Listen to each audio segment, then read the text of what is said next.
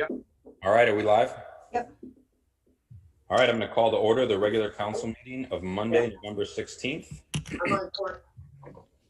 I have a roll call, please? Looks like we're live. Wait a minute. All right, are we live? Roll call. Councilman Veneer. Here. Councilman Considine. Here. Councilman Marshall. Good evening. Councilman Orris. Here. Mayor Arellano. Here. All right, if you will rise with me for the Pledge of Allegiance and stay standing for the invocation, please. I pledge allegiance to the To the flag flag of the United States of America, Republic, to the republic for which it stands, one nation, under God, indivisible, with liberty and justice for all. Amen. Thank you for having me, and let's pray together and ask God's blessing upon this meeting and upon our community. Gracious God, we thank you that you are Lord of all things. And Lord, during this difficult pandemic with COVID ravaging our community and people getting sick, Lord, we pray for your mercy. We pray for your wisdom. We pray for your protection upon our nurses and doctors and frontline workers and our first responders, our firefighters, our police officers. We pray for you to keep them safe and healthy and well. Lord, we pray for good neighbors that we would learn to love each other and do the neighborly thing to take care of each other and wear masks and do what is necessary to bring the numbers down and to not overtax our medical facilities. And we pray for our schools and our students and for wisdom and discernment to know what to do and how to do it. And we pray for our school board and the decisions that they're making. We pray for our governor and pray for wisdom for him and for the IDPH and all the folks who are making decisions and just pray for the folks who are helping us to get over this. And Lord, we pray that during this holiday season, as we are nearing Thanksgiving and Christmas, we pray that you would revive our sense of hope, our sense of joy. We know that we want to love each other, but we might need to learn to love each other from afar. And so we just pray that you would help us to do that. Help us to not give up, to have a sense of perseverance and a strength that comes from inside. We want to be together, but we know that we might have to delay that for a while. So we just pray that you'd help us make good choices. We pray for each council person, for our mayor, for all those making decisions. We thank you for their dedication for this time. We pray your blessing upon this meeting. May it be pleasing in your sight. We ask this all in Jesus' name. Amen. Amen. Praise Amen. the Lord. Thank you. Thank you, Bunyan. Blessings to you all. Thank you. You as well.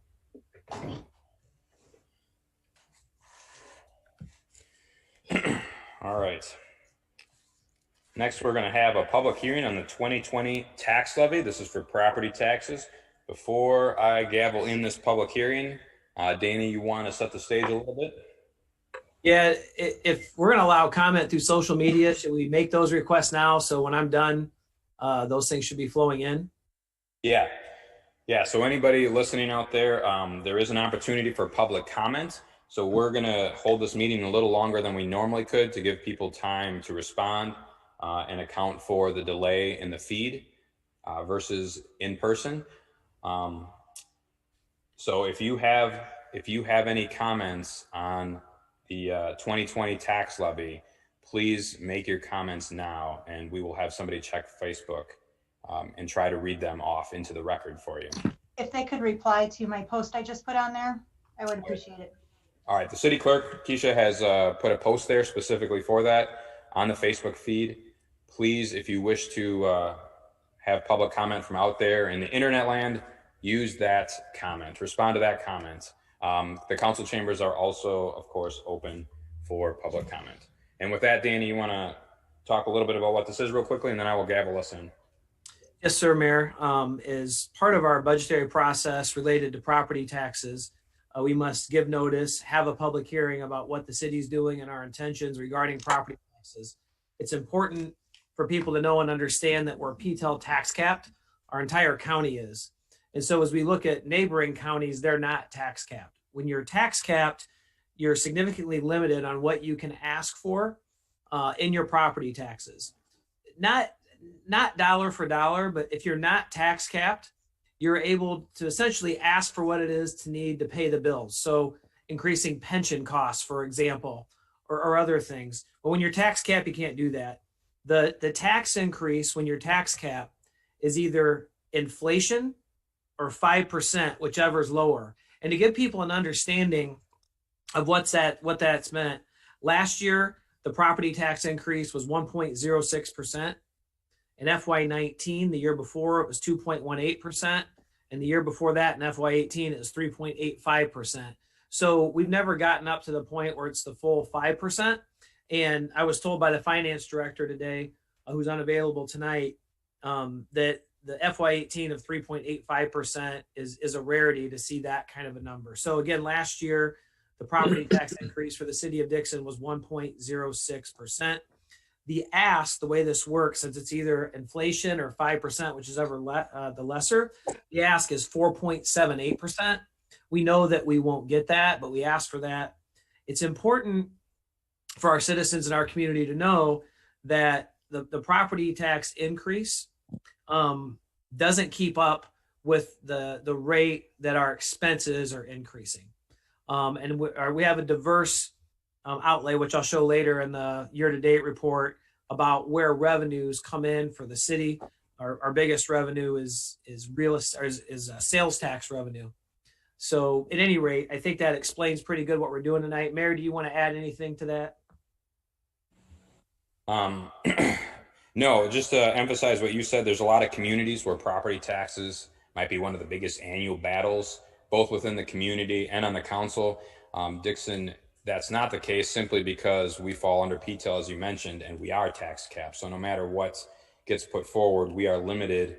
Without a referendum from our constituents, we are limited to inflation or 5%, whichever is lesser, and it's almost always inflation. So this is, for Dixonites who are wondering, why is this never a battle in Dixon? Well, because the conservative side always wins, because we can never get over inflation here, unlike in some communities where you'll see much larger than inflation increases as they try to track expenses. As you just mentioned, Danny, inflation not always the best gauge of expenses for a municipality. For Dixon, our expenses typically, especially related to healthcare and some other things, outpaces it. So that is why, for Dixonites wondering, it's never been much of a big battle in Dixon.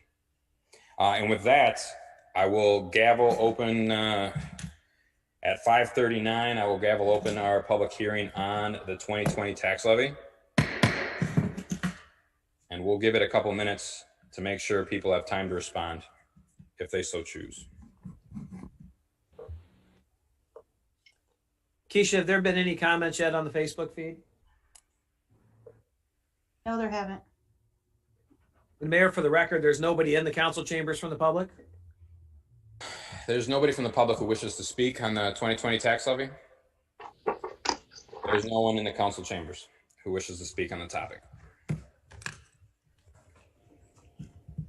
All right. Well, given our online setting, I will forego my normal 3 asks. Keisha, one last check. There's nobody online who has posted a comment or question about the 2020 tax levy? There's not. And Mayor, just so you're comfortable with it, our IT manager said there's about an 18-second delay on the Facebook feed and an 8-second delay on YouTube. So we've allowed more than enough time for this topic. All right. Well, that comment stream will be there. If people want to respond during the course of the meeting, that will be something we might loop back to at the end of the meeting before executive session to answer any questions from the public, but we're going to go on with our agenda. So I am going to gavel close the public hearing. Waiting for the minute to flip.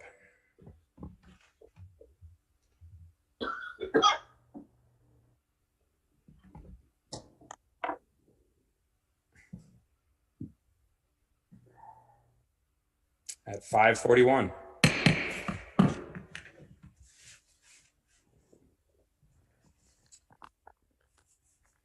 And for those interested, that tax levy will be on file. You can get a copy. It will be posted online, or you can request it from City Hall.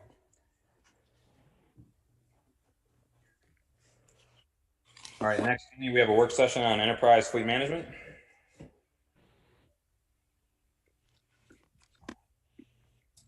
Is that my cue? That's you. Go ahead. All right. And Just then want to the make sure. stage is yours. Okay.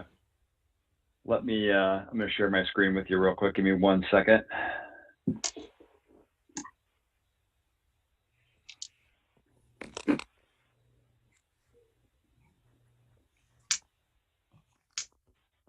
It looks like host disabled participating screen sharing. I've just given it to you. Okay. Try it again. There we go.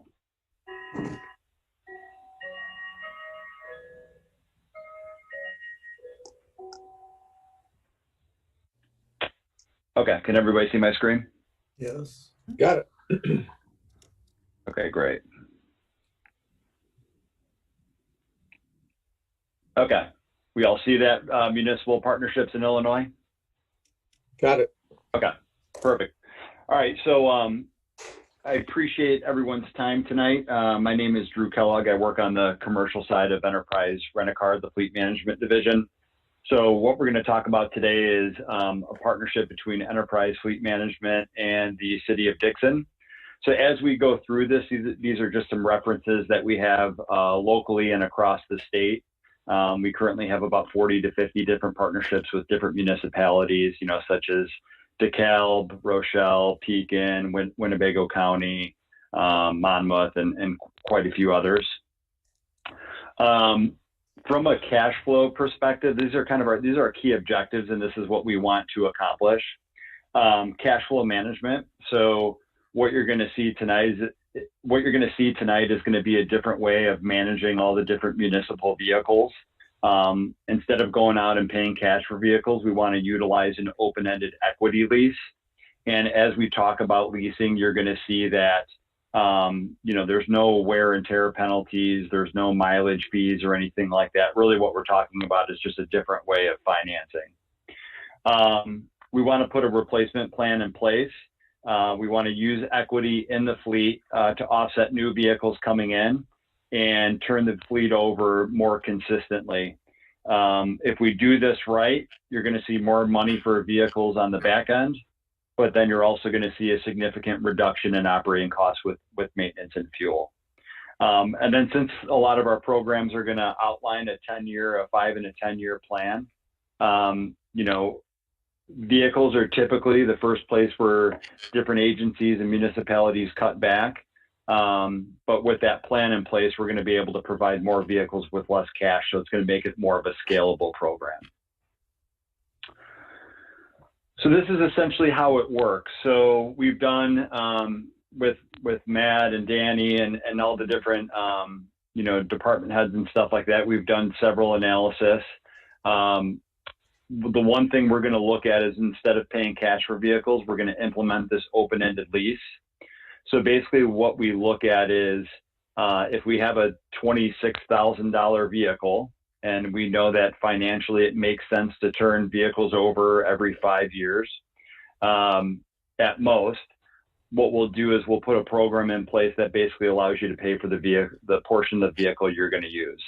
So in this example, this vehicle is $25,887. Over the course of 60 months, we have you pay that vehicle down to $64,71. And then at that point, we have some decisions to make. If it makes sense to turn this vehicle in, hypothetically, that vehicle's worth $16,500. That means the city gets the difference. They get all the equity in there.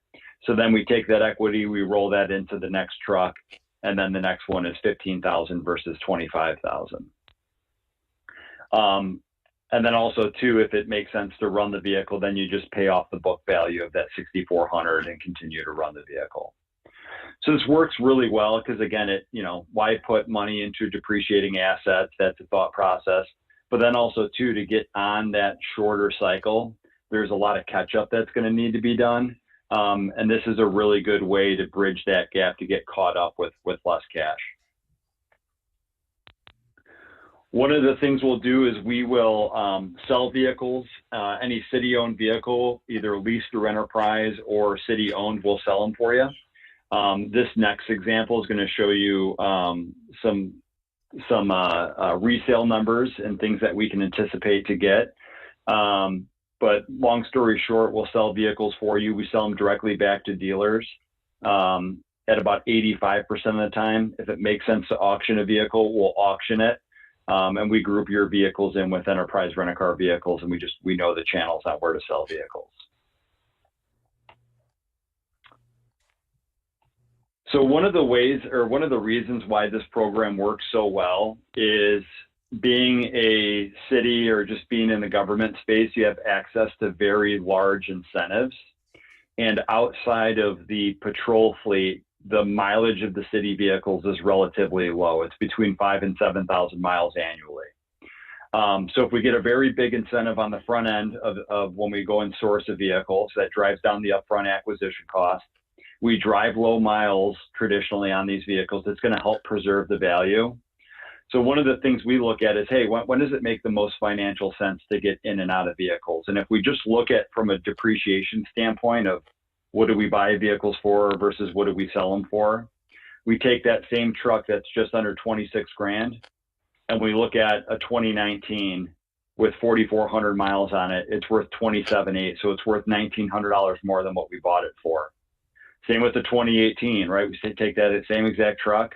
This one's got 20,000 miles on it. It's worth 25.6. It's worth about what we bought it for. So there's a really good opportunity to leverage that upfront incentive with that lower driving pattern to really start driving down your depreciation expense when it comes to running a fleet. And this is what we do from an enterprise rent-a-car standpoint. We buy a ton of vehicles. We buy them really cheap, just like government entities do, and then we run them for a set period of time and then sell them not too far from where we bought them. And that's really the type of program we want to implement with the city. From a maintenance perspective, it's not just about sourcing vehicles, but from a maintenance perspective, we can give the city a lot of visibility into the different maintenance expense. So if the city chooses to partner with us, we'll implement a program that's going to automate a lot of tracking and a lot of payables from the maintenance perspective.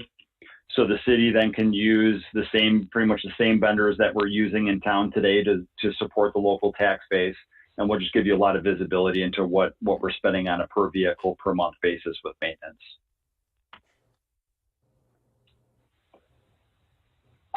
From a technology standpoint, again, all of this stuff now is going to be automated, right? So we'll have a pretty good idea of we'll have a really good idea of what we're spending in maintenance. We'll have a pretty good idea of what we're spending in fuel.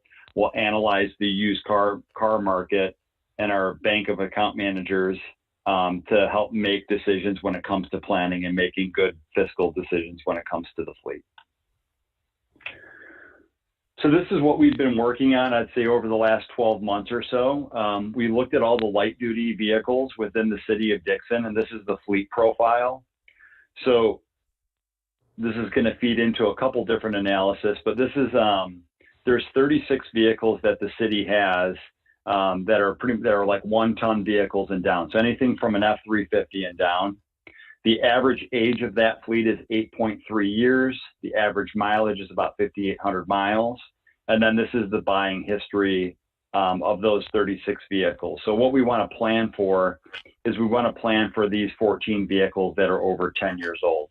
You know, those are the ones that are probably costing the most in maintenance, the most in fuel. They probably have the most downtime.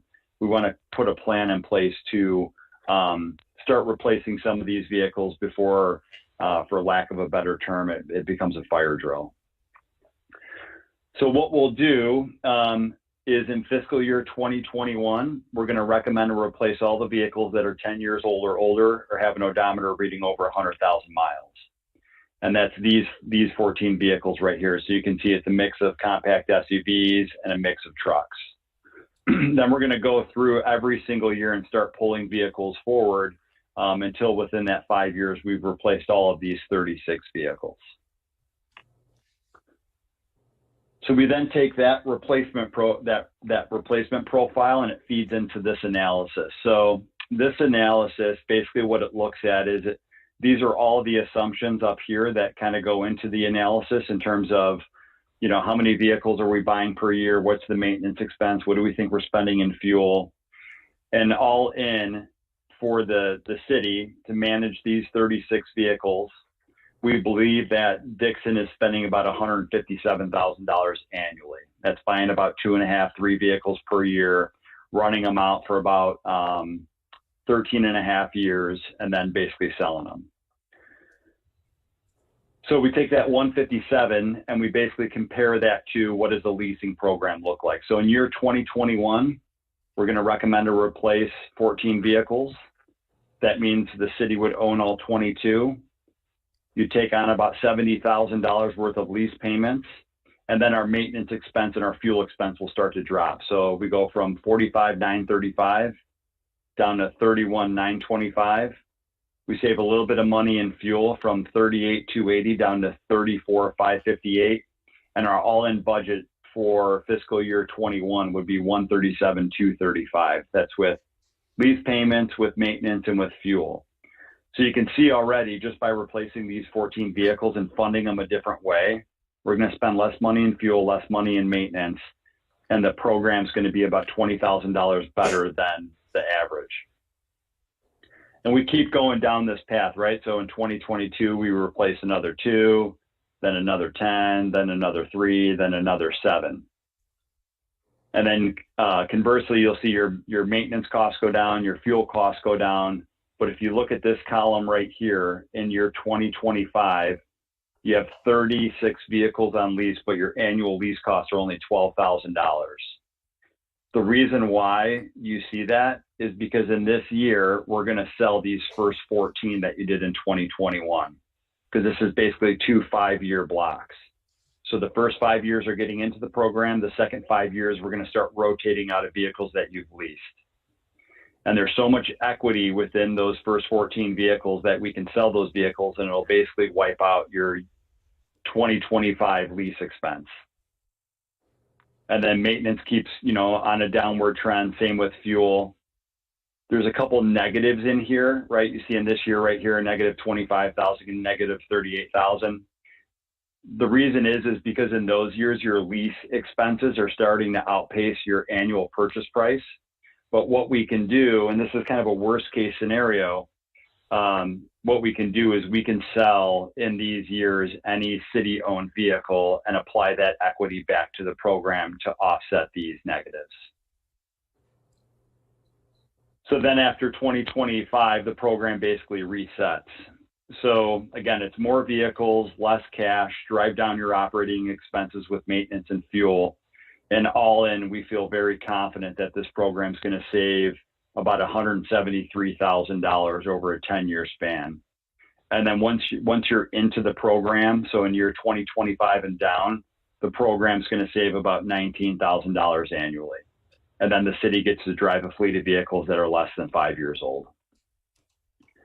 And then we take some assumptions with equity down here. So this is, hypothetically, if we were to sell those first 14 vehicles we do in 2021 for $1,000 a piece, I know they're going to sell for more than that. This is just a hypothetical. There's $132,000 worth of equity that we have put back into the program. So it'll free up about $305,000 over the course of 10 years.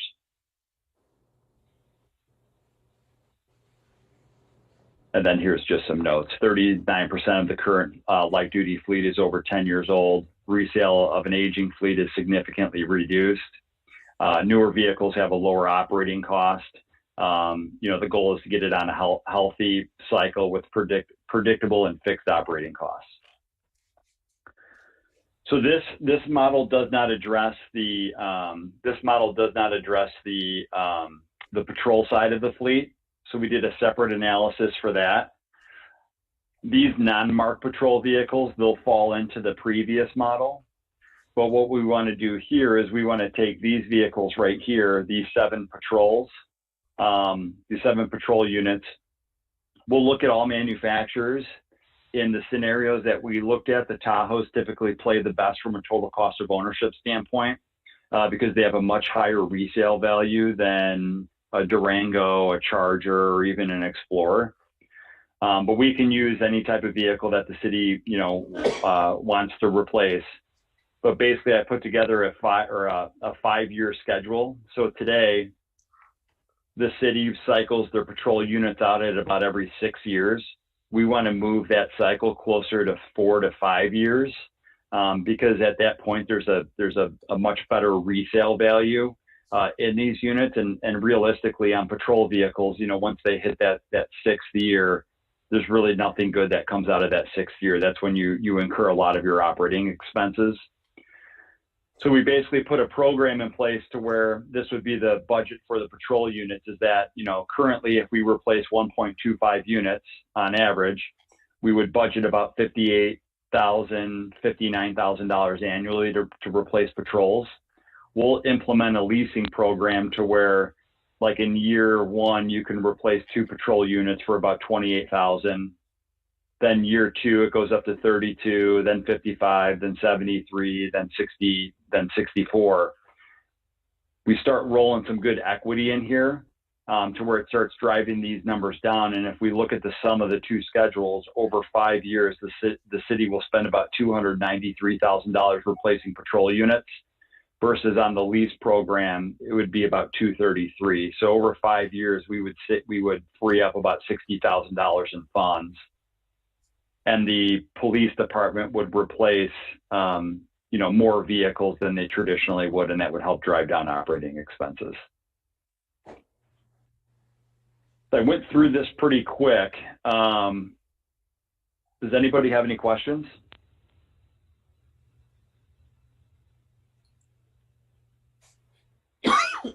Any questions from the council? I know that we had previously discussed this a little bit more in depth when we met earlier this year. So I appreciate the recap or the summary. Just to help the public also understand this as well, when you're talking about this program in purchasing and servicing, we can still utilize our local vendors for that purpose, correct? That is correct. Okay. That is correct, yep. And this does include also taking into account the outfitting of the police vehicles. Okay. That is also correct, yes. Yeah, we figured about, and we worked with Chief Howell on this, we figured about $10,000 per squad in terms of decals and lights and sirens and those things. And I think that number, it sounded like that number was in line. Okay, great. Thank you so much. Yep. Yeah, the savings obviously seem very significant. I think one thing we need to factor in also is insurance. Now that we're going to be basically insuring brand new vehicles more than we're averaging about an 8-year-old vehicle. So insurance costs are going to be up just a little bit, I would think. So, I don't know that that's a major factor, but that would be one thing that we maybe take a look at. I think Matt may have done a little research on that. I believe he did. Can't hear you, Matt.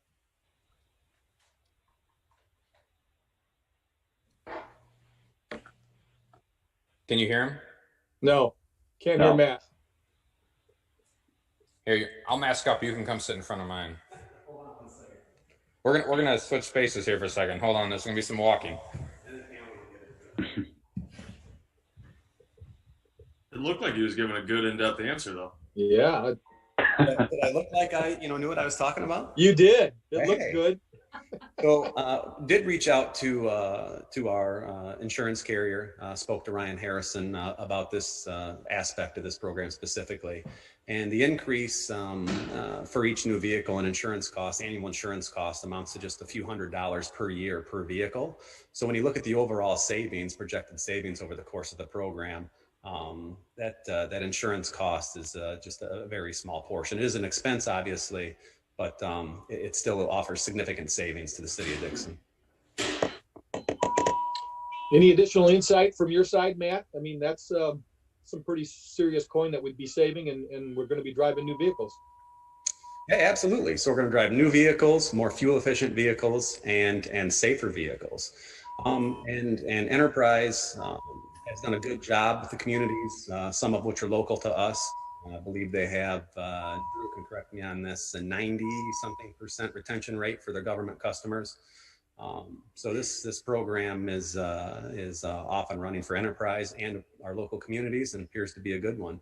And there is no long-term contract with this. So this is a, very much a year-to-year thing. So in the event we should decide that this isn't for us for whatever reason, we're under no obligation to proceed with any further business with Enterprise. Yeah, that is correct. We treat each vehicle as its own separate contract. So if there's a big budget shortfall and we can't replace more vehicles, then we don't replace vehicles that year, or we skip a year and we just keep going along with whatever is on the books for, that current period. Just as it would be with like a traditional finance. So Once the vehicles are paid off, then that's it.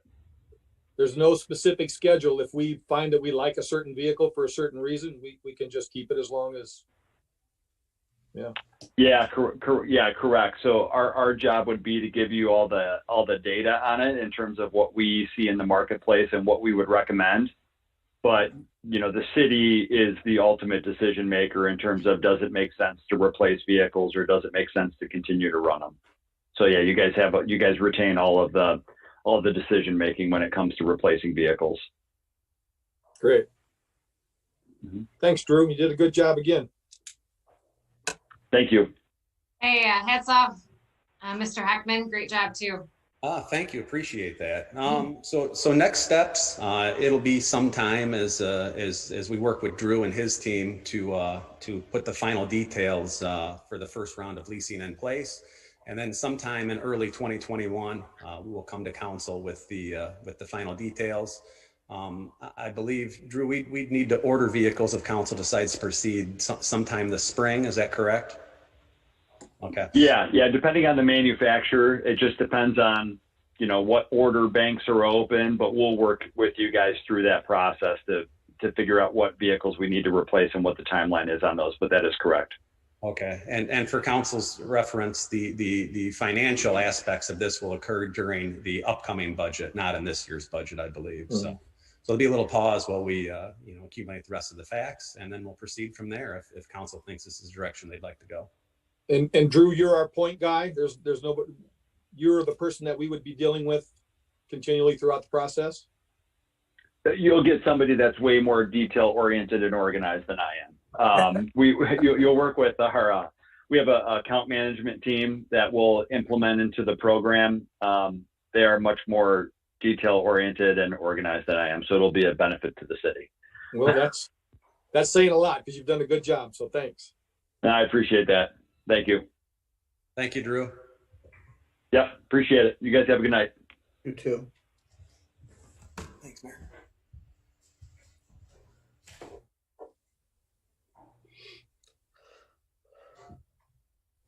All right. Did the council want any discussion on that topic? Did you want to do a straw poll? Are we feeling comfortable from that, or did you want some time to think on it a little bit? Well, it's pretty hard to argue with those numbers. And I think we got a pretty detailed report the first time Drew, spoke with all of us individually or small groups, and I like it. I think it's beneficial. And I think the fact that there's no contract, we can leave. We have flexibility in terms of the units we're purchasing and when we purchase them and how long we stay in this gives me some additional comfort in terms of our approach here. So yeah, I mean, those are projected numbers. Those are projected savings numbers. If we come anywhere close, I mean, that's more money that we can buy Christmas decorations with or whatever. Right. Well, and the ability to actually get savings while running a exactly a younger fleet. I mean, there's other benefits than just the financial. That the fact that there's financial benefit on top of some of the other benefits makes it worth pursuing and seeing if we can actually glean those benefits for our community. All right. Yeah. Any other discussion on the work session topic? No, that's very good. All right. All right. Well, that brings us to approval of the minutes. I move that the minutes of the regular session council meeting of Monday, November 2nd, 2020 be accepted and placed on file. Second the motion. Any discussion of the minutes? Hearing none. Keisha, can I have a roll call? Councilman Veneer, Yes. Councilman Considine, Aye. Councilman Marshall, Yes. Councilman Orris, Aye. Mayor Erlano. Aye. Total labor and outside claims. Do I have a motion?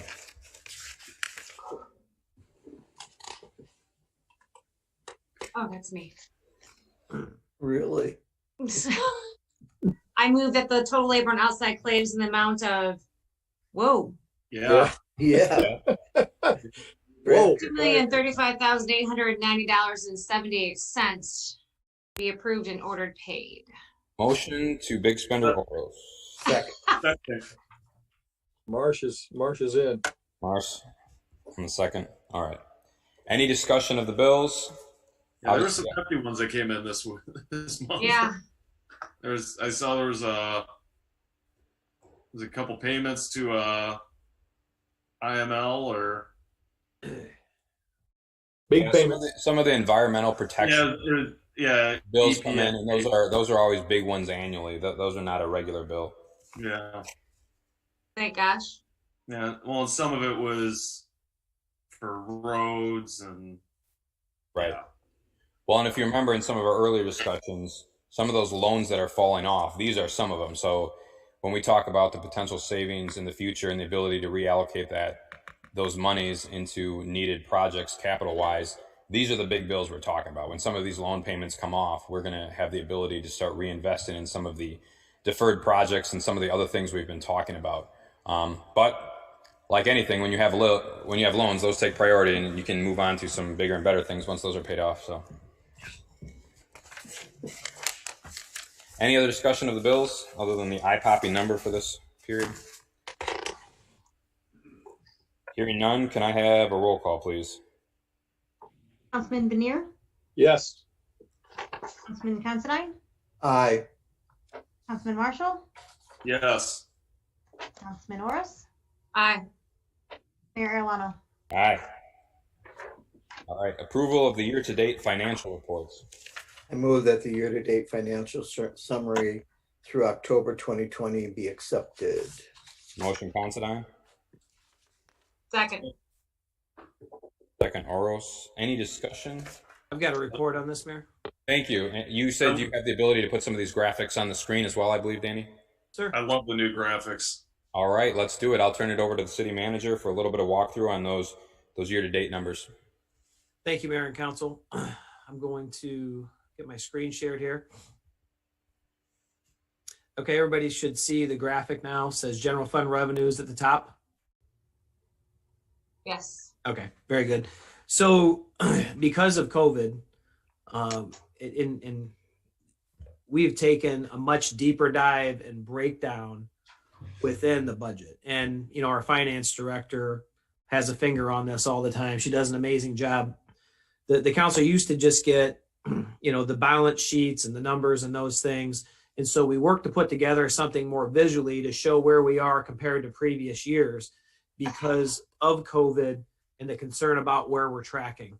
One of the things we have done, there's two things we've done to control expenses. One is we pretty much frozen all capital expenditures this year. So that's, I think, $750,000 worth of expenditures. We've only spent $70,000 on necessary things. So things like, squad cars, dump trucks, excavators, the bigger ticket things, all froze, all on hold. So we look at our revenues. Becky's really, for those watching, Becky Fredericks is our finance director. We work very closely together with Matt Heckman. The mayor's in our office a lot, making sure we're at where we need to be. We're doing really good on our revenues, especially when you consider COVID and the impact COVID's had on so many communities. So what we're seeing here is 4 years historical based on the exact date and time of the report. Okay. And so the real estate taxes are up, but that's a timing thing. Okay. As she talked about that, but those taxes are up just a little bit. I think last year, some of our taxes came in a little bit later. Sales tax, and you can see for budgeted, is tracking on target. And this is in large part due to the online sales tax, something new to us this year that's been broken down, that's really made up a difference from our local sales tax. Income tax is fairly close. Our service fees are fairly close. Our replacement tax looks down a little bit, but the replacement tax comes in every other month. This is actually tracking okay. And it should come to about even this next month. You see our utility and revenue telecom, that's not our water and wastewater. That's tracking good. Our landfill revenue, some of this is a timing issue as well, but it's up. Our gaming revenue and our permits, fees, and fines, these are two areas. Gaming substantially down because of the closure, right? That's a real dollar amount that we're down, $90,000. The permits, fees, and fines were down some there because the courthouse had shutdowns and things. Things aren't getting through the system the same way, especially from a law enforcement side and perspective. And then our hotel motel tax is down as well, which I think is something that we all expected. Now, we're 50% of the way through the year. And so then when we come and we look at our expenses, we're about even with where we were last year, 41%. And again, 50% of the budget's elapsed. And why this is super impressive is a good majority of what our expenses are related to our people. We are a service-based organization. And so 72% of our expenses are our people. The salary raises and things that were agreed to, are factored into this. So the fact that we did have some raises and stuff that were agreed to before the year took effect, that's impressive that we've held, because there's not a lot of discretionary spending that happens on the day-to-day line. Like the things we're buying, we've got to have to be able to do the job that we're doing out there. We got to have the gravel and the asphalt and those kinds of things. So those are the main things that I wanted to share and look at. Our motor fuel tax, that's a big deal because that helps do our roads. That's tracking level for projected. It's tracking even with last year. And then something that the state did this year, which is huge, is we got an additional $345,000. And we'll get that the next 2 years as well. So in addition to our normal motor fuel tax, we've got this $345,000 this year. We'll get $345,000 next year, $345,000 the year after that. So that's what I had to share tonight for the year to dates. Again, our revenues are looking good. We have stopped, non-essential spending, and we froze our capital expenditures as well this year. Where is the listing for our water and sewer figures? All right, here's our water fund revenues right here. You can see that our water fund revenues are down. This is because of a couple of reasons. But we do have a major user within our community that the usage has just been down. And I believe they might have been closed for a while, or at least really scaled down during the initial COVID stuff. So this is the water fund. And then the wastewater fund is tracking on target. Is a little up from where it was last year, but with the small increase that went into effect, that's what we would expect. Thank you. Yep. Any other questions? Pretty impressive, all things considered. Yeah, we're on track. We're on top of it. We're monitoring, watching things coming in. Our finance director is doing a great job. Within the council packets that are on the website, people can see these graphs, but then they can also see the traditional numbers, balance sheets, all those things that were there as well. So these supplement that and just give you a real quick snapshot of where it's at. And you can go cross-reference and check out things in more depth if you want to. So we're 50% through the year. We're tracking pretty solid on our revenues. We're at 41%. Danny, you talked about how we've frozen a lot of our capital purchases. Operationally, in terms of our general fund, operational expenses, I know there's been some effort put into keeping those down. What, at the risk of trying to ask for a dollar amount, which is maybe a little bit too specific, is there more we would be doing outside of the coronavirus era right now operationally that we're not? And if so, what does that number look like? Do you have any idea? So one of the things we did 3 years ago when our new administration, when you guys put the new administration in, is we went and zero balance budgeted. We looked at like 4 years of prior history, right? We sat down with all the department heads, and it's one of the ways that myself and Matt learned the entire budget. Becky was involved in that. Paula Meyer was with us still initially.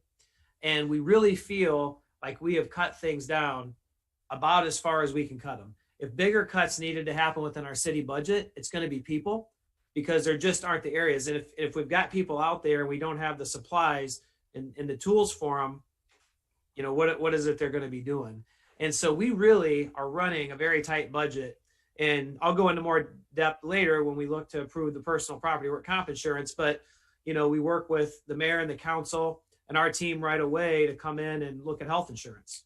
And we save $670,000 right away. And that's compounded year after year. And we've gotten great rates this year. I think our health insurance increase was 1 or 2%. Personal property work comp insurance, as I'll talk about in a little bit. We've substantial savings in that area. So we've really looked at the bigger high dollar areas, be it health insurance, you know, be it personal property work comp insurance, the work the council did to try to reduce payments from the public safety pension with the investment of that money. So we feel like, and then the raises that the council's authorized to the union contracts have been to market. And even, you know, this last time, maybe a touch below market. When I say a touch, I mean like 0.02%. But they're right in the ballpark depending on where you're looking. So a lot of research has been done in that as well. So we've got our eye on the major expenses, and we're keeping an eye on the smaller expenses as well. So operationally, we're maintaining as much as we can the status quo. It's the capital expenses that we've been focusing our belt tightening for now. Is that accurate? No. So when you look at, it's been a long day, so if I misspeak, I apologize. And that's something we can follow up later. I'm just curious in terms of what more we'd be doing normally. Yeah, when you look at this number, what's really impressive is that since 72% of our expenses are, did I share that? I didn't share it, sorry.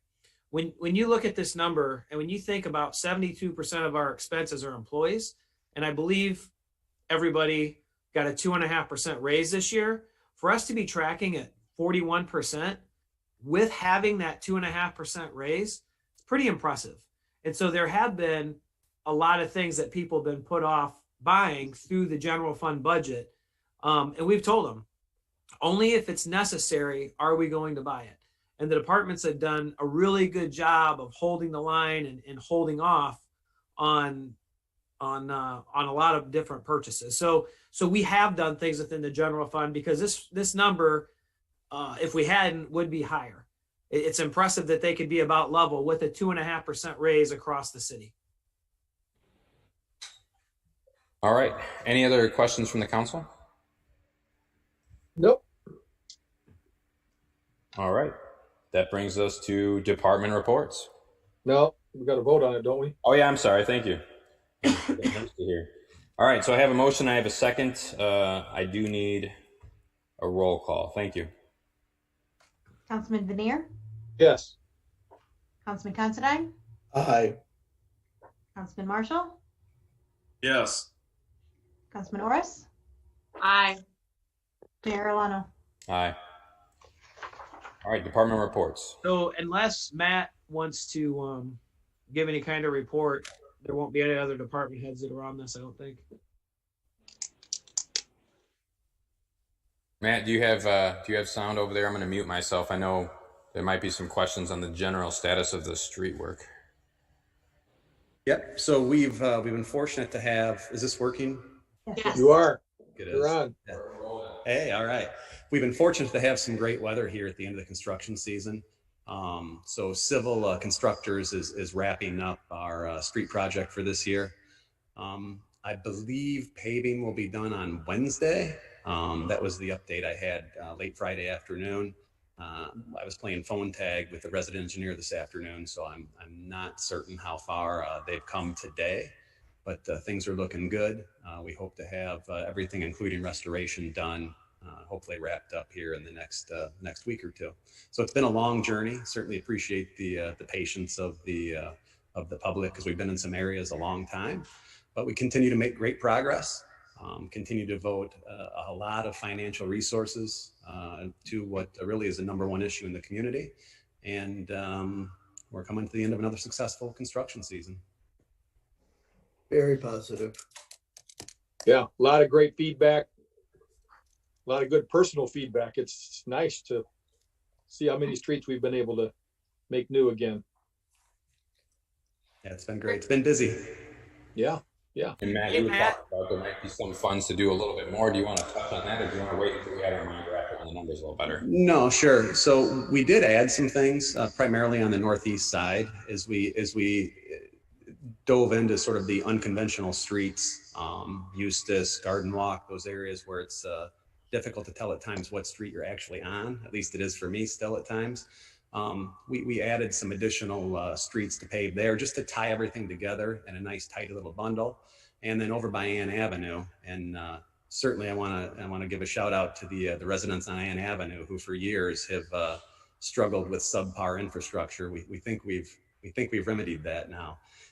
So thanks to them for their patience, because it's been rough. We laid the new water main through there, and then milled everything up, and it's been a dust bowl and a construction zone for an extended period of time. So thank you to them.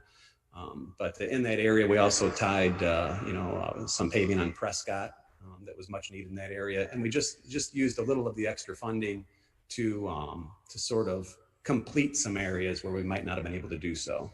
So it worked out well. Speaking of that, Matt, on the North Brinton project, that little stretch, is that done, or is there still some more side work to be done on the sides of that little stretch there? That is done. So it was paving and then aggregate shoulders. So that is finished, I believe. All right. So the aggregate shoulders are done. Correct. Awesome. So Matt, you pursued and won a $1.7 million grant for more infrastructure work, which makes the project that you put together, this impressive $5 million plus project, possible. Will we expect work to begin earlier in the spring than it normally does because of that already being engineered, or what can we expect with that? Yeah, we hope to. We'll go to bid plenty early this year with both the fast track grant streets, which is the $1.7 million in improvements you just mentioned. And on tonight's agenda, we also have engineering for a general maintenance plan, which would augment that to the tune of roughly $1 million, maybe a little more, depending on how final funding shapes up for next year. So we'll have another huge program next year. We expect to go to bid with those in the winter. I guess I don't want to pin myself down to an exact date, but we're going to go to bid early, and contractors will have the opportunity to get started early. That's awesome. I don't think, well, I know nobody has an understanding what it takes to undertake a $5 million project.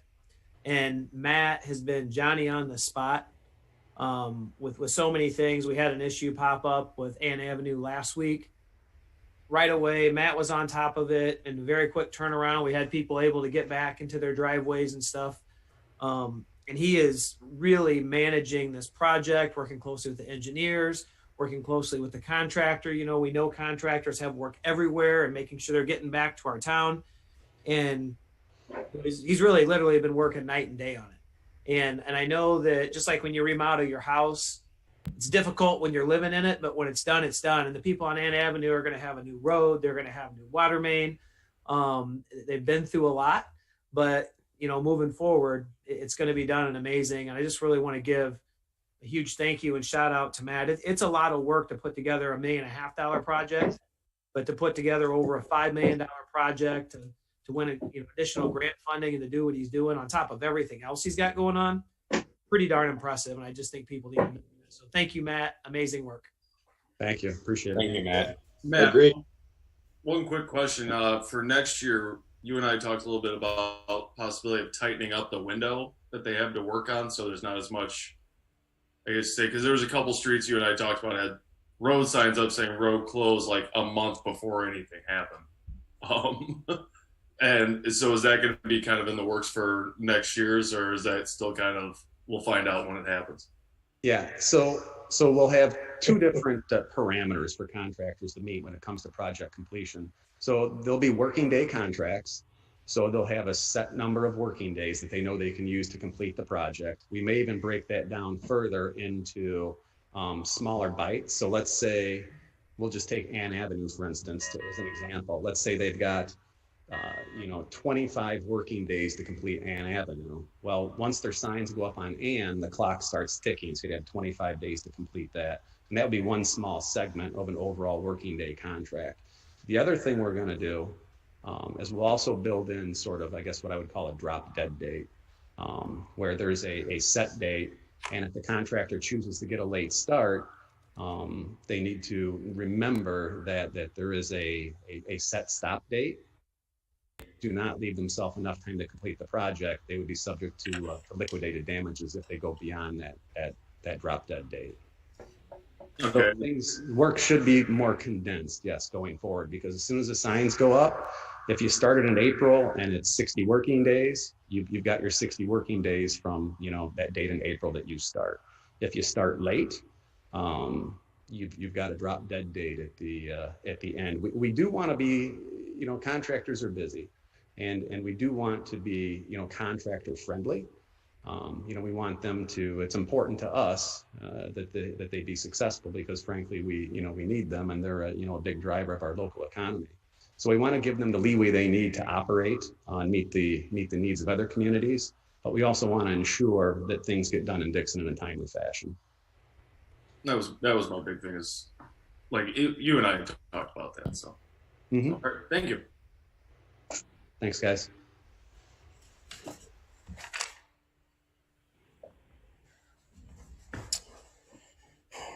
All right, unless there are any others, I'll go to the city manager's report.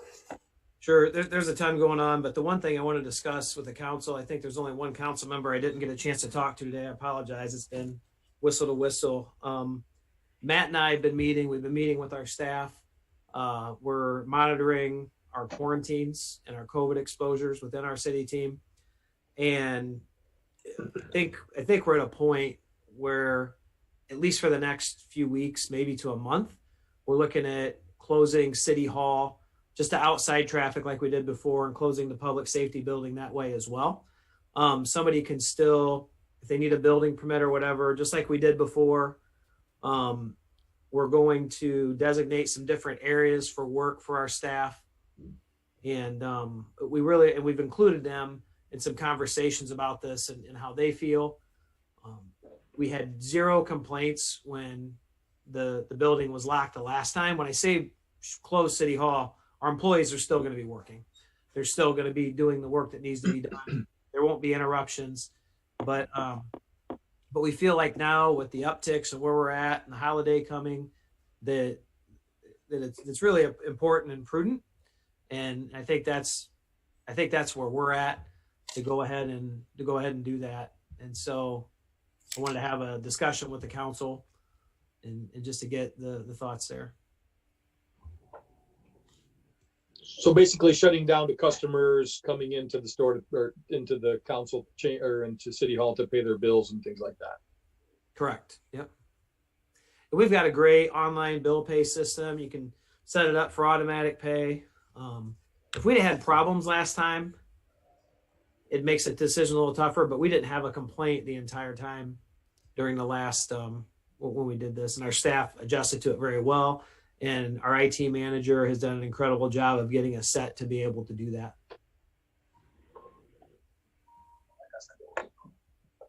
I think it's a great idea. That's the responsible thing to do, Mr. Langlois. So, Yeah, I'm supportive. The numbers are getting quite prevalent, and every little thing we can do right. To help take the burden off the community is a good thing. Well, we need to take care of our staff as well as the public. Now, is that going to leave the option open for some City Hall staff to work remotely, or is that still up in the air? Yeah, and we're still doing a little bit of remote work, some of our staff, but we're going to either have some people work remotely or shift them within the building to spread people out even a little bit more. Mm-hmm. Okay.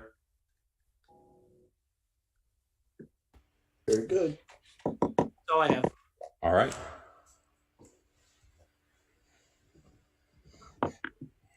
Council reports. I'll try to shoot these pretty quickly. First, I want to let the council know I did meet with the regional group about a residential study that is out for request for proposals right now. So I'll keep you updated on that. And there will be the option. So those are going to be regional numbers, kind of county based, and there'll be an option for specific communities to maybe jump on board at some expense and drill down deeper. I'll have a better idea of what that looks like after we get the proposals back. But that is out RFP from the enterprise zone right now. I wanted to mention real quickly that November 18th is National Scam Awareness Day. ComEd wanted to remind people of this as well. And one of the reasons I wanted to remind that is we have a growing number of especially energy related scams going on. I know my own businesses were called this week. I took that call. It was a fun call. I had a good time on it. But not everybody recognizes them as scams. So getting some awareness out there, letting our public know that these scammers are out there. They want your money and they will try to get you to commit to things on the phone line. Be aware of them and don't get caught in them. Yeah, it's not only the phone lines, emails and text messages now as well. We received 2 here at the business that were from people that we do business with, fictitious emails with different addresses or fictitious invoices with different addresses. So they're out there. They are out there, and they are working hard. I get calls from every once in a while.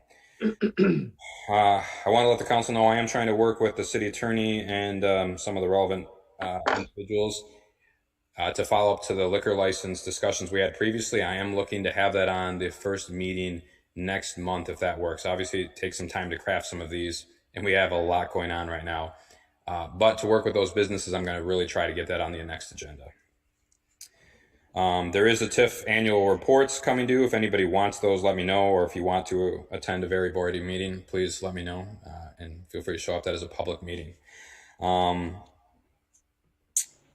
A reminder to the public, we will be doing these remote meetings as of right now, unless the council has any other thoughts, until January.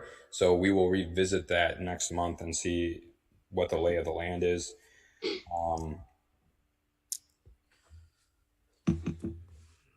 We are taking a look and engaging for some input on the solar project that's popping up right on attached to our southern border here in Dixon. So that is ongoing.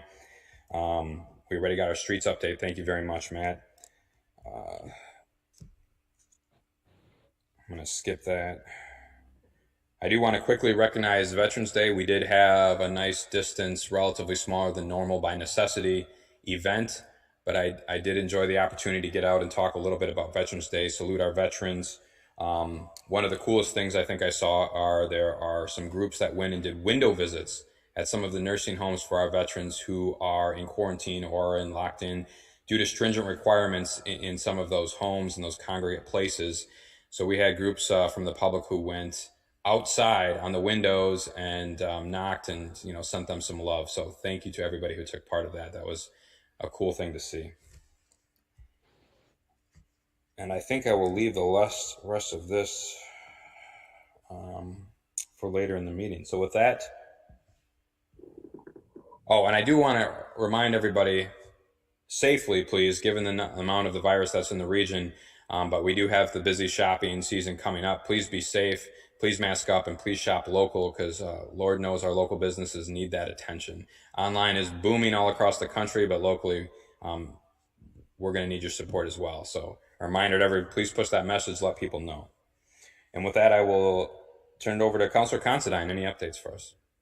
Good evening. Thank you, Mayor. I also wanted to mention the Shop Local. We did that video and worked on that last week. It was a very pleasant experience, and I hope it helps us and give awareness to our community about how important it is to spend as much money as we can locally. And my other issue is I'd like to talk to Mr. Heckman, and I don't have to do it tonight, but I want to bring it up publicly, that there's many communities around us that designate a certain day or a certain neighborhood where they put their leaves out to the street and the city's street truck picks up their leaves for them. So I'm going to dig deeper into that and find out what the parameters are. But I did want to know if our equipment, obviously it must be capable of taking care of an abundance of leaf pickup because we go around all the time cleaning the streets. So, but I think that's might be an advantage for us to have another unique element to our community. So And with that, I want to wish everybody a very happy Thanksgiving and stay safe, stay home, and don't make large crowds. Have a good one. Thank you, Counselor. And that's something we have been talking to Matt about. Matt, I actually talked to him earlier and asked him to prepare what I call a white paper, just kind of an informational piece to put out to the public and the council, because every year around this time we have that question, and I have to get my memory refreshed about that. So Matt is actually working on some information for the whole council. Maybe About not leaf this moment, pickup? but it'll be coming. About the leaf pickup? About the leaf pickup, right. His focus right now is on finishing up this year's street. I realize that. I know. But that is actually something he's working on for you already. Right. I think it's a good thing for us to be aware of. All right, Councilor Marshall. Everybody be safe and smart for Thanksgiving Day. Thanksgiving next week, and that's really all I have. Bear down since they kick off here in about an hour. I'm not keeping track at all. Not much. Councilor Oros, thank you. I had a program I wanted to share with the community to make sure that that they're aware of. This came through the desk at Dixon Chamber of Commerce in Main Street, and I wanted to push this out to everyone so they realize there's a program through ComEd, and it's a new program that's just been released. It's called Helping Hand, and it offers additional billing assistance through the pandemic for not only small businesses, but also for residential customers. So I just wanted to give you a highlight.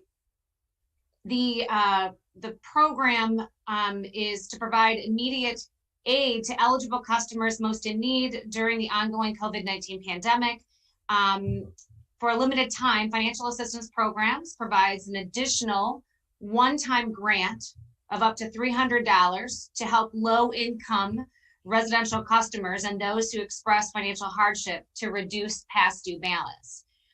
So if someone fits into this eligibility criteria, it would be beneficial for them to reach out. And I have some more information about that. You could call ComEd directly. And then for our small businesses, ComEd's Small Business Assistance Program provides eligible small businesses customers that are past due energy bills with a one-time grant equal to 30% of their total ComEd balance up to $1,000. So again, if this fits your, if you are eligible for this and you fit this criteria, I urge you to reach out and take advantage of this program. And that's all I have. Thank you very much. All right, Councilor Veneer. Thank you, Mayor. Just want to piggyback also on the Shop Small program. Obviously, American Express Shop Small Saturday coming up. We're doing a video. Please stay tuned and watch that. It's entertaining as well as informational. And also thank Sauk Valley Media for partnering with us on, hopefully many people saw the ad in this weekend's Telegraph, promoting and explaining why it's important to shop local, the benefits of supporting your local businesses, as well as reminders of safety protocols that the businesses have in place. So shop smart, shop local. It's very important now more than ever. And the other thing I want to bring up is in our continuation of trying to spruce up council chambers a little bit, I've been working with Matthew Lennox from the Chamber Main Street organization. We had hoped to put a presentation together for tonight's council meeting, but unfortunately that would have to take place in chambers, where we'll be looking at some possible displays on our walls. So I'll just leave it at that for now as we get a little further into time where we can congregate back in council chambers, looking at different photograph, art, and history projects that we're going to try to put together to make displays and kind of spruce up council chambers a little bit. So other than that, God bless everybody this Thanksgiving time. Travel safe if you're traveling, if you have to. Otherwise, do what's best for you and your family and your community. Stay safe. God bless. For that shop small video, is there going to be a blooper reel for that? Because I feel like there probably should be. Are you I have to speaking say, sorry, go personally ahead. speaking? Just I from have what to I've say heard. that being quarantined, I was very sad that I could not participate. Might have No, said it was- in the blooper reel, apparently. Right, all I we know. all we had to do was repeat what the gentleman was saying, so he made it pretty easy for us. I don't know about bloopers.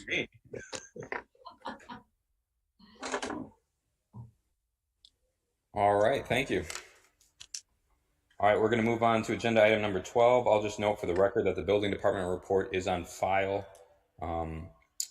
at the library and here at City Hall, or you can find it on the website with our council packet. All right, do we have any public comments? There are some public comments. All right. I have Joel Lulu Thompson. I am a resident of Dixon. I have Ryan Hill saying I am and will be again a Dixon resident, currently in the military. Oh, thanks for watching. Moving back. Who was that? Ryan Hill? Ryan Hill. Yeah. Yep. And then I have Shelley Toller Franz. Thank you for keeping the well-being of city staff in mind. I think closing City Hall to public traffic is the responsible thing to do, and I'm glad that it seems everyone is in favor. And then I have more here. Let me find this one. I posted it twice. And then Shelley also said, North Court is great. Thank you. Somebody compared it to a pool table, so that was good. Yeah, but that wasn't in my response. No, that was me reading. Okay. That's all I have. All right. As I mentioned, we can refer back to that at the end of the meeting if there's any quick updates. I'm going to go on to ordinances. So, agenda item 14A, we got an ordinance authorizing a special use permit petition for fighter services. I know we do have someone here in City Hall. Is our audio up to speed again? If you want to, well, Do you want a motion first or? topic, yeah. Do you want to topic, I'll like comment up. Yes. We He can't- just got muted. That's muted. It's on, no, it's on mute. You don't have to come up. Probably get closer to the door. He has to sit by it. Yeah, the address is gonna be. All right. I'm gonna say meeting and then Yeah, Daniel Kappelnack appearing for. Can you hear me with my mask on, or do I need to take this off? We can hear you, Dan. We're good. Okay.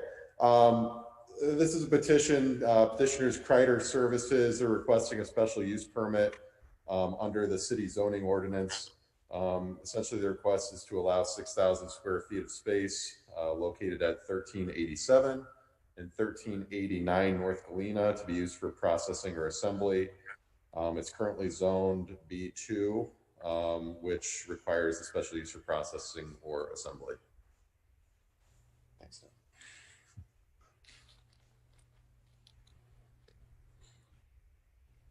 All right, any questions from the council? One thing I do want to note, and Rob, please clarify this if I'm wrong. So this special use permit is attached to the specific user. So if the user were to change, this special use would not follow the land. You know, a new user would have to come explain their specific project or what they're trying to do and go through the process again. So this is unique to this current. Yeah, Mayor, if I may, you're absolutely correct.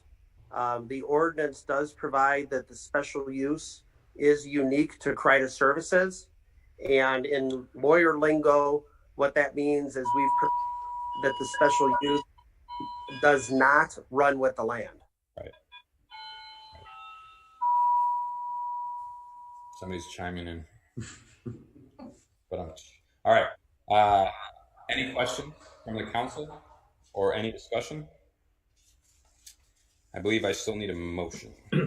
I move to approve the ordinance authorizing special use pursuant to the petition of Kreider Services Incorporated. Motion made. Second. Second, Oros. Any further discussion? Hearing none, can I have a roll call, please? Councilman Veneer, Yes. Councilman Considine, Aye. Councilman Marshall, Yes. Councilman Orris, Aye. Mayor Erlano. Aye. All right. Thank you, Dan. 14B is another ordinance authorizing approval and acceptance of a preliminary and final plat for Squaw Valley Bank Palmyra subdivision. Want the motion? Dan Kappelneck again. Or actually, we're gonna have some discussion first, so. Dan Kappelneck again for the petitioner. Sorry to hog everyone's time tonight. This is just a pretty simple request for approval and acceptance of preliminary and this is the Sauk Valley Bank Palmyra subdivision. It's where the former White House restaurant property was on Palmyra Road.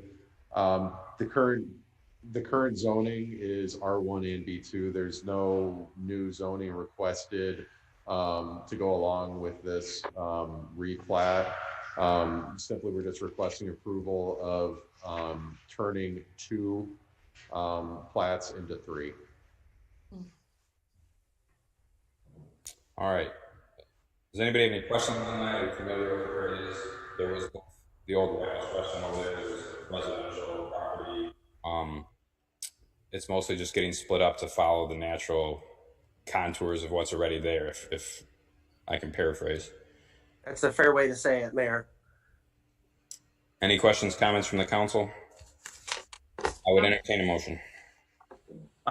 I move to approve the ordinance authorizing approval and acceptance of preliminary and final plat of Sauk Valley Bank Palmyra subdivision pursuant to the petition of Wickert Properties LLC. Motion, Marshall. Second. Second. Second, Veneer. Any further discussion? Hearing none, can I have a roll call, please? Councilman Veneer, Yes. Councilman Considine, Aye. Councilman Marshall, Yes. Councilman Orris, Aye. Mayor Erlano. Do we have any other agenda items you're here for? Was that an aye? You and Lee. me? Aye. Okay, thank you. Lee. Mayor, if I may, real quick, I just want to remind Dan that, you know, to get those plats into final form and get them over to Keisha so they can have them properly executed at his convenience. All right, thank you. 1 second.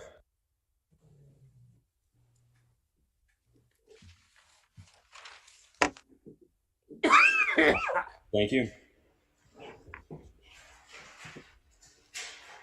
All right, we have 14C, which is an ordinance authorizing execution of the RMA min-max contribution agreement. Before we have a motion, can we get some walk-in? Yeah, thank you, Mayor. So this is our property liability work comp insurance. This is one of the things I alluded to earlier that we keep a very close eye on. It's a high dollar expense. 3 years ago, we actually moved away from IML RMA to a different company, saved $370,000. Some changes in structures have happened within there. They came back, competitively bid last year because, as you know, we went to a new insurance company and there were some increases and upticks from there. It was only like $55,000, I think. And so last year we went with the min-max. So essentially with this, if we don't hit $263,000 in claims, there's a lower premium amount. And then the maximum we would pay if we hit a certain amount of claims, then goes up to that maximum. So this year, it looks like we end up paying $263,264.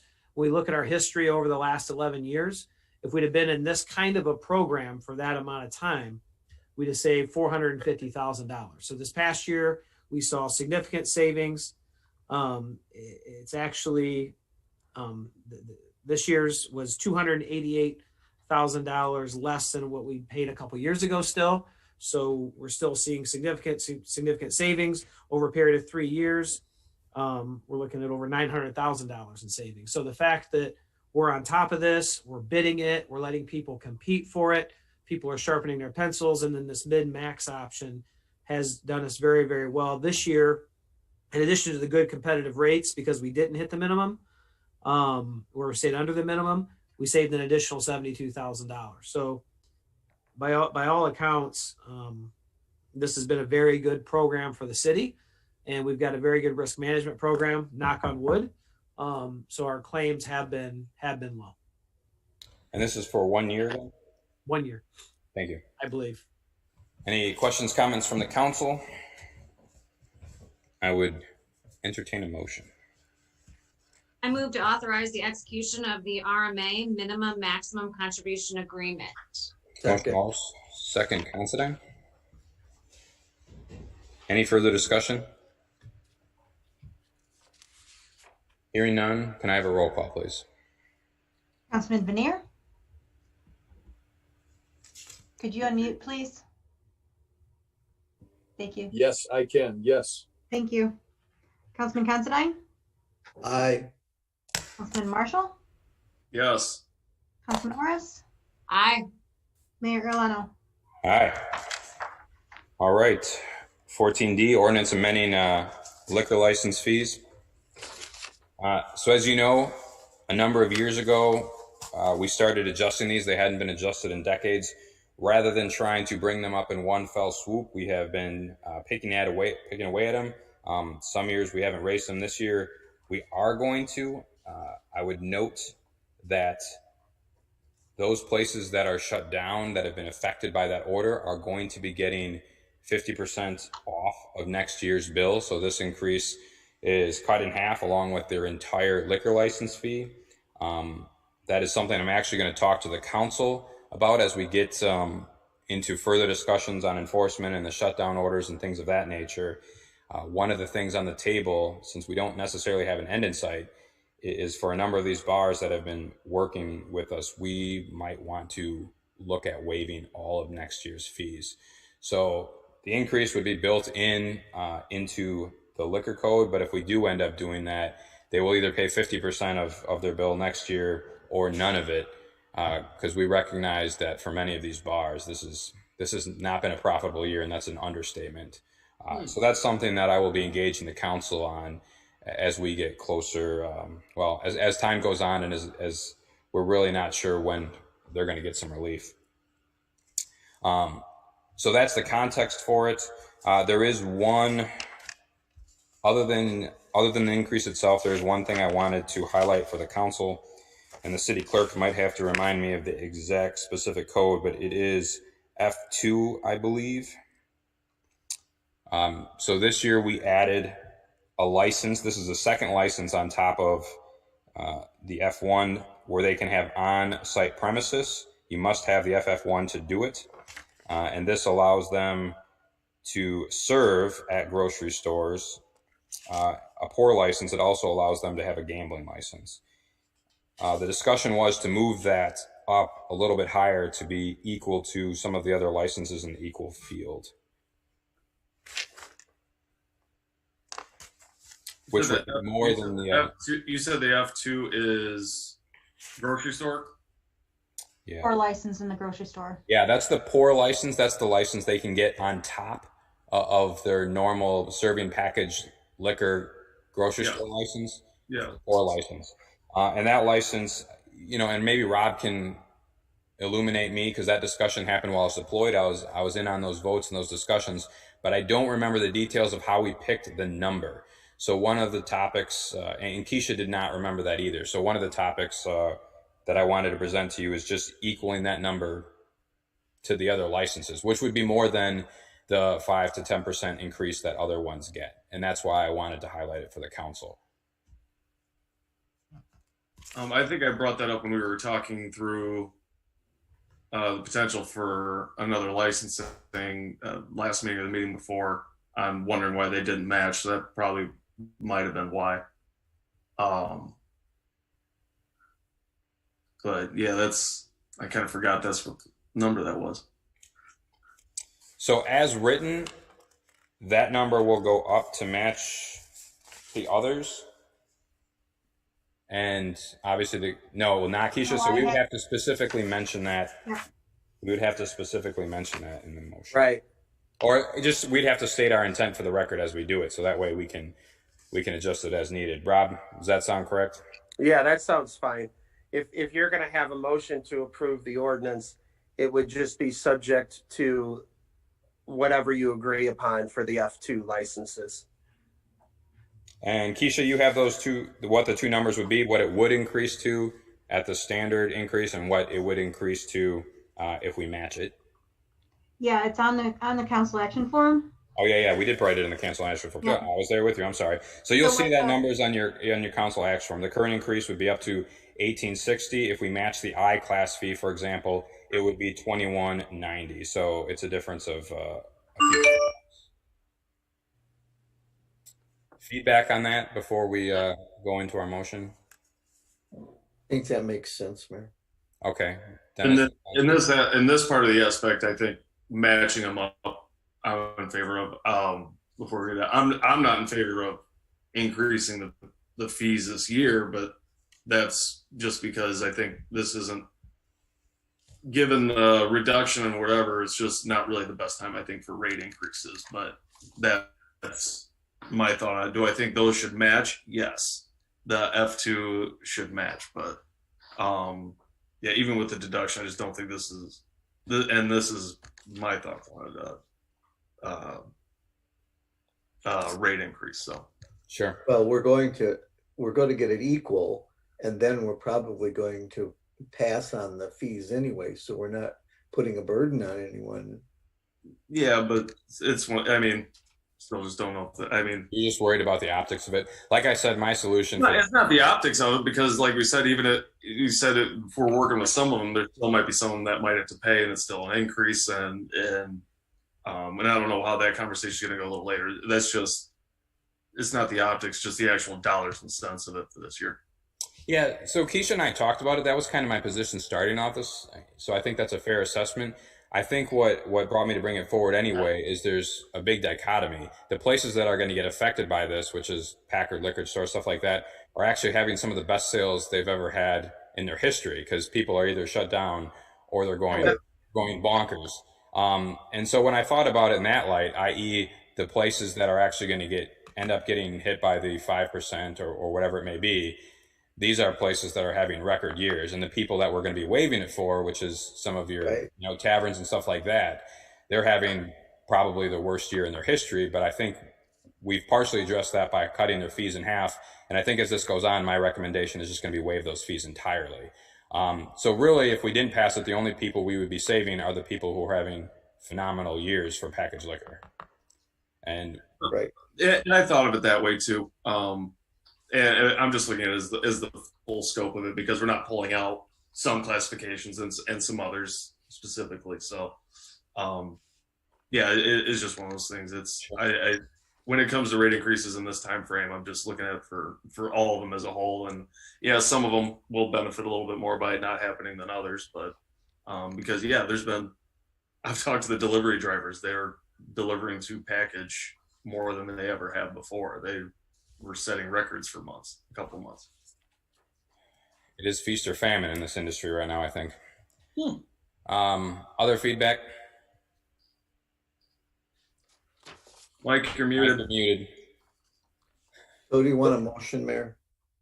Wait a minute, the F2 license to match other pour license fees.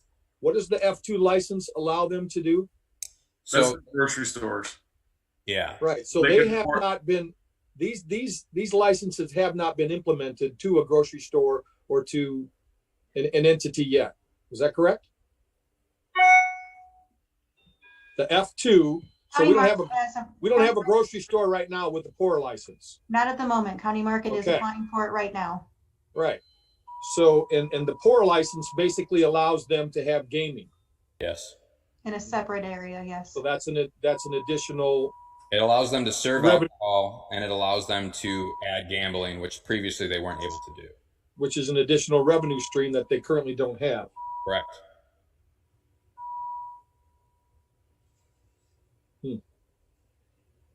And so we're debating whether or not to raise that fee to what we thought it should have been. Yeah, to match the other pour licenses, to say what an I would pay, which is, you know, one of the kind of gambling parlors, to Beer use and the wine. colloquial term. Right. Yeah, it would match their fee. Okay.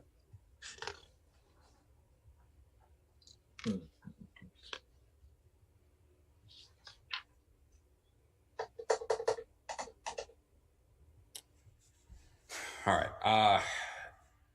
Yeah. So two paths forward. You know, one, if everybody's comfortable, we can move forward tonight. If enough of the council's not comfortable, we could wait to vote on this in the same time that we waive the fees for those affected businesses. I'm fine with either one. Yeah, that would be my position. I would just as soon wait and make it a kind of a fell swoop You want to table it? Okay. package. I would. Well, per my standard procedure, if one of my council members want to table, I will support that. So we will just not raise the motion then, since we haven't raised it yet. We don't even need a table. We'll just not raise the motion, and Keisha and I will punt this back to whatever meeting we choose to present waiving those liquor license fees. Yep. All right, sounds good. Thank you, councilors. Thank you. All right, so we're going to skip that. Let me move through my paperwork here real quick. I'm sorry. KSB 15A. Yep. All right. So we have 15A, reappointment of members to the KSB Hospital Board of Directors. To refresh anyone's memory on how this works, so we appoint the KSB Board of Directors, but they generally give me their recommendations of people who go in. I've had a lot of praise about that board and how they operate in terms of their oversight for the hospital, and that gives the community some direct involvement in what very, very much is a community hospital, and that's getting rarer and rarer around the country as hospitals kind of get eaten into these big conglomerates. We have our own dedicated, very locally focused hospital, and this board helps oversee that. So these are reappointments. These are people who have built a reputation of thoughtful involvement on the board already, and I am just reappointing them for the next term. Any questions on that? I would entertain a motion. I move to reappoint Colleen T. Hinkle and Lynette Noodle to the KSB Hospital Board for a term to commence January 1st, 2021 and ending December 31st, 2023, or until their respective successors are duly appointed and qualified. Second. Motion and second. Second, Marshall. All right. Any further discussion? Keep doing good work. All right. Great group. Great group. Can I have a roll call, please? Councilman Veneer, Yes. Councilman Considine, Aye. Councilman Marshall, Yes. Councilman Orris, Aye. Mayor Arellano. Aye. All right, next we got resolutions. Oh, I'm sorry. Our next resolution is the library budget. The next revolution. Yeah, revolution. Hopefully it's as mild as a library budget. The next resolution is the library budget. It was approved by their board, but the council, since they are part of the city in our jurisdiction, needs to approve that as well. Do I have a motion? I move to approve the amendment to the FY 2021 budget with respect to the library. Motion, Veneer. Second. Second, Considine. Marshall. I'm sorry. I'm going to blame Zoom, even though that was Our hairlines are almost matching, but yeah, but you got the hat on, so. yeah, no, because I'm hiding where it's falling back to. That's too bad. All right. Any Yep. Grab on. any discussion? All right, hearing none, can I have a roll call?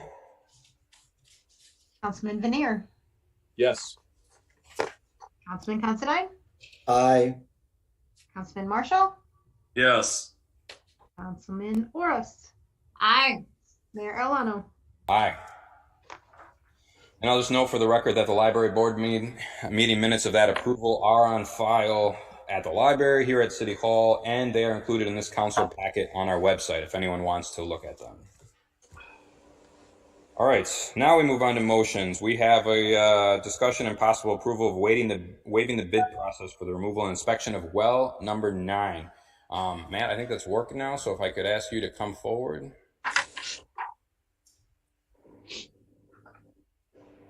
All righty, thank you, Mayor. So well number 9 needs some work. We're noticing some air in the water when it's pumping.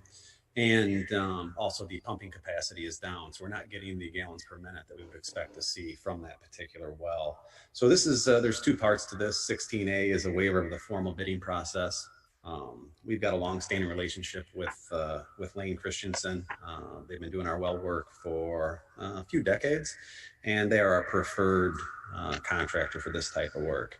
Our professional services agreement with Lane did expire, and they have agreed to honor that preferred pricing that you would ordinarily only get if you were under an existing professional services agreement. So we get the quality of their work, some break on the pricing, and we get to, I guess, remain a free agent, for lack of a better way to put it. So that's 16A, and then 16B, as I just mentioned, is the the cause for the actual work to be performed, and the reduced pumping capacity and air in the water. May I ask, where is that well located, Mr. Heckman? Pardon me, Councilman Considine? Where's it's well located? Out by the old Pomida shopping complex on the north west side of town. Behind the theater over there? The old Dixon Theater. Right. Plaza Cinema. Plaza Cinemas, thank you. We just painted that a couple of years ago. We didn't do this. All right, any questions for our Public Works Director? Otherwise, I'll entertain motions. Ready for the motion then?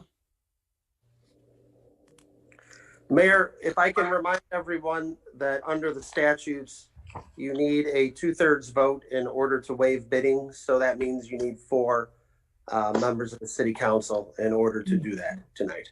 Duly noted. We vote very strongly together. Attorney Lesage, thank you, though. All right. I move to waive the bid process for the removal and inspection of well number 9. Second. Second, Veneer. Any further discussion? Hearing none, can I have a roll call, please? Councilman Veneer, Yes. Councilman Considine, Aye. Councilman Marshall, Yes. Councilman Oros, Aye. Mayor Arellano. Aye. We can move right on into 16B, which is approval of the contract with Lane Christensen for that same well. Can I have a motion, please? I move to authorize staff to proceed with the removal and inspection of well number 9, utilizing Lane Christensen as the contractor. Second. Motion Oros, second Considine. Any further discussion? Hearing none, can I have a roll call, please? Councilman Veneer, Yes. Councilman Considine, Aye. Councilman Marshall, Yes. Councilman Oros, Aye. Mayor Arellano. Aye. Matt, you want to walk us into our engineering agreement for next year's street improvements? Absolutely. So selecting a consultant is one of the first steps in any capital project. And we're not yet finished with this year's capital street resurfacing program, and we're already transitioning to next year. So I've reached out to Scott Brown with Windler Engineering Services, and we've had a couple of meetings, and really pleased with the plan Scott's put in place and the information we've got coming back from Windler. So for next year's street resurfacing, council has before them a professional services agreement with Windler for the FY 21-22 street resurfacing program. The cost breakdown like this: preliminary engineering, $75,000, construction engineering, $90,000, and materials testing at $25,500 for total fees of $190,500. These are not to exceed amounts. This is a time and materials contract. And Scott Brown from Windler Engineering is in attendance tonight. He is right behind me. Wave to the crowd, Scott. Hey, Scott. So these are just the first steps into next year's program. So I'd be happy to answer any questions council might have. Councilors? Matt, we typically don't know the streets until after we've gotten the bids back and that's finalized, and that'll be sometime in the spring. So I know I'm going to get hit with those questions, and they've started already. So That's correct. We won't be releasing that information for some time. So for the members of the public, I know that's not going to stop the questions from coming, but we won't have a finalized list to produce for you of the exact streets being done until we get into our bid process. We get them back. We understand what the costs are going to be and have an idea of what we can afford. I will say, just like this year and like a few years ago, what we typically do is if we get some really good bids, or if we get some state support like we did this year, or we win a grant like we did this year, thanks to Matt, we invest that money right back in. So we'll already have what extra streets we would target if we come into more money, and we will do those typically that same year. So whenever we can get more done, we do. We have done that a number of years now. So rest assured that the list you see of what we're doing, sometimes if we can, it grows. And that's almost at this point 50% of the time, Matt. I think about half the time we're able to squeeze out more money and get even more streets on them at once. We can't promise it at the beginning of the year, though. So that's when we'll know those streets.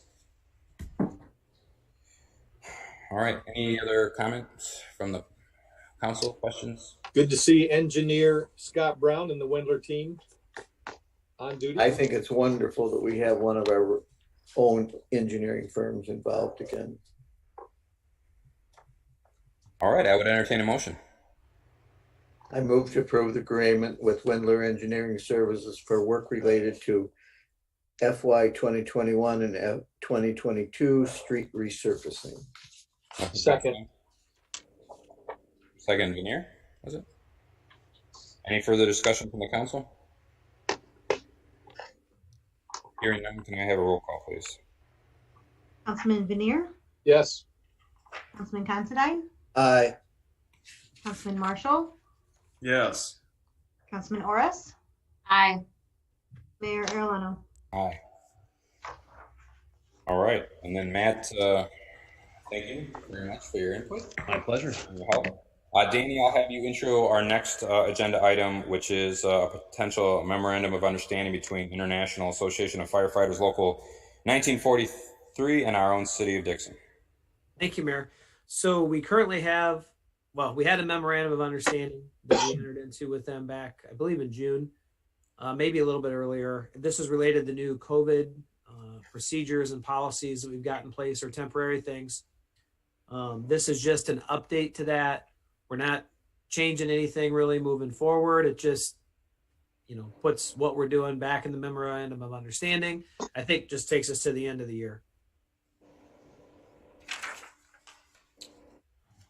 Well, and they are, and as first responders, they're often very much right in harm's way. So much thanks to them for what they've been doing during this time. Any questions, comments from the council? I would entertain a motion. I move to approve the memorandum of understanding between International Association of Firefighters Local 1943 and the city of Dixon. Second. Motion Veneer, second Marshall. Any further discussion? Hearing none, can I have a roll call, please? Councilman Veneer, Yes. Councilman Considine, Aye. Councilman Marshall, Yes. Councilman Orris, Aye. Mayor Arellano. Aye. All right, we are going to have an executive session. Long one to read. Yeah, we're going to have a brief break before that as we prepare for that. But we do have a number of topics to discuss. Any additional public comment? I did promise I would take a look at that at the end of it. Sorry. There's nothing on the YouTube feed. I have Tim Carlson is here, and I have. He also said road work is looking great. All right. we will get taken off feed then. We will have, just so the public and the council is aware, depending on the outcome of this executive session, we might need a special council meeting on Thursday. So I would potentially prepare for that, and we'll put more information out on that meeting as soon as possible once we know if it's needed and if the council will be taking action. And with that, I would entertain a motion for executive session. All right. I move that the council meeting of Monday, November 16, 2020, meet an executive session for the purpose of discussing security procedures, school building safety and security, and the use of personnel and equipment to respond to an actual, a threatened, or reasonably potential danger to the safety of employees, students, staff, the public, or public property pursuant to Section 2C8 of the Open Meetings Act. Second. Veneer. All right, I'll gamble us into a brief recess as we prepare for executive session. Thank you all, and thank you to the members of the public who joined us. Oh, Wait, we gotta vote. Sorry, thank you. I'm in a hurry here. Let me get a roll call. Councilman Veneer, Yes. Councilman Considine, Aye. Councilman Marshall, Yep. Councilman Norris, Aye. Mayor Arleno. Aye.